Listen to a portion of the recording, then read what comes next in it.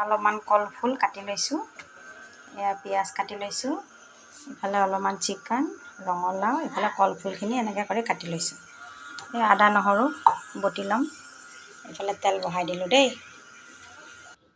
তেলটো গৰম হৈ গ'ল, তেজপাত দি দিছোঁ, পিঁয়াজ দি দিলোঁ,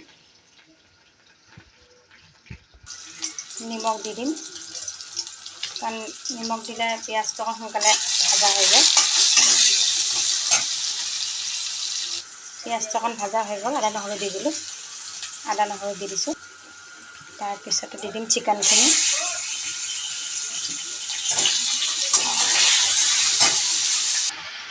চিকেনটো অকণ ফ্ৰাই হৈ গ'ল, হালধি দি দিছোঁ। ইয়াতে অকণ জিৰা গুড়ি, ধনিয়া গুড়ি, ৰঙা জলকীয়া গুড়ি অকণ দি দিম দেই।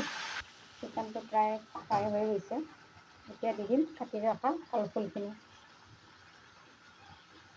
কলফুল দি দিলোঁ, এইটো প্ৰায় ফ্ৰাই হৈ গৈছে, কলফুলটো দিয়া পিছত এতিয়া ৰঙালাওখিনি দি দিম, তাৰপিছত ঢাকি দিম। এইটো ফ্ৰাই হৈ আছে, এইটো ভালকৈ ধুনীয়াকৈ ফ্ৰাই কৰি আছোঁ। এইটো